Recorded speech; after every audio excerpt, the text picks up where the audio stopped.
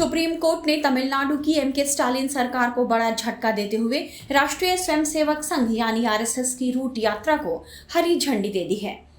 Supreme court ने Madras high court के आदेश के खिलाफ दायर की गई राज्य की स्टालिन सरकार की अर्जी खारिज कर दी है और मद्रास हाई कोर्ट का फैसला बरकरार रखा है।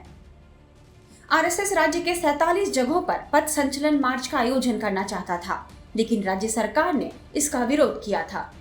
स्टालिन सरकार आरएसएस के मार्च को सीमित जगहों पर ही निकालने की मंजूरी देना चाहती थी।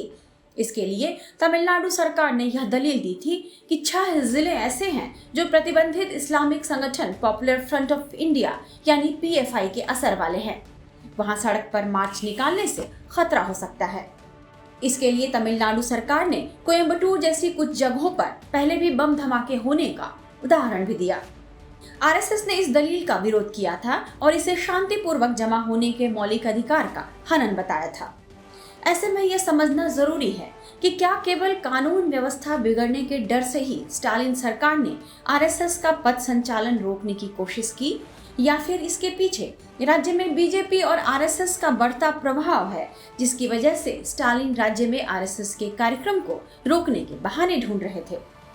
दरअसल आरएसएस संगठन का विस्तार करके और अपनी जमीनी कार्यकर्ताओं के जरिए स्वाभाविक रूप से बीजेपी के पक्ष में मतदाताओं की लामबंदी करता है। 2014 की लोकसभा चुनाव में पीएम मोदी की ऐतिहासिक जीत के पीछे आरएसएस के जमीनी सांगठनिक कार्य का भी बहुत योगदान माना गया। 2014 के बाद से आरएसएस सभी राज्यों में अपने संगठन और शाखाओं का विस्तार कर रहा है। तमिलनाडु भी संघ के प्रमुख एजेंडे में है। तमिलनाडु एक ऐसा राज्य है जहां अब तक बीजेपी का वो प्रभाव नहीं बन सका जो अन्य राज्यों में है। तमिलनाडु एक ऐसा राज्य है जो हिंदी विरोध और विशिष्ट पहचान के संरक्षण पर जोर देने के कारण बीजेपी और आरएसएस का कड़ा विरोध करता रहा है। ऐसा पहली बार नहीं है जब स्टालिन सरकार ने ही आरएसएस के किसी कार्यक्रम को रोकने की कोशिश की है। कहा जाता है कि दिवंगत सीएम जयललिता के शासनकाल में भी आरएसएस के लिए तमिलनाडु में किसी रैली या प्रदर्शन का आयोजन करना आसान नहीं था। लिहाजा बीजेपी के साउथ मिशन को पूरा करने के लिए तमिलनाडु में भी बीजेपी का प्रभाव बढ़ाना संघ के एजेंडे में है। इसलिए आज राज्य में संघ की लगभग 2200 शाखाएं काम कर रही हैं। केवल कुछ सालों में ही आरएसएस की 600 शाखाएं यहां तैयार हो गई हैं।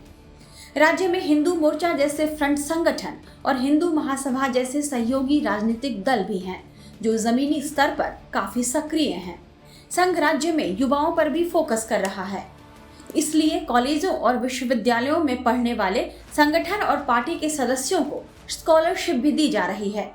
संघ के कार्यकर्ता उत्तर भारत से जाने वाले बड़ी संख्या में प्रवासी श्रमिकों के बीच भी पैठ बनाने की कोशिश कर रहे हैं और उन्हें राशन कार्ड और मतदाता पहचान पत्र की सुविधा दिलाने की कोशिश करते हैं।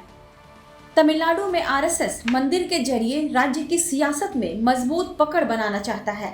इसलिए मंदिरों के लिए दान और ग्रामीण धार्मिक उत्सवों के लिए फंड इकट्ठा करने का काम भी आरएसएस के कार्यकर्ता कर रहे हैं।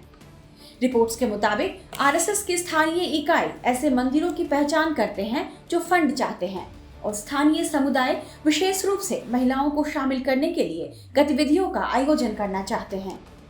आरएसएस की रणनीति मंदिर समितियों में प्रवेश के जरिए बीजेपी के लिए राज्य में सत्ता का मैदान तैयार करने की है। जाहिर है स्टालिन आरएसएस के इन्हीं प्रयासों को बेअसर करने की कोशिश में थे, लेकिन खुद ही झटका खा गए। टाइम्स नाउ नवभारत डिजिटल की रिपोर्ट।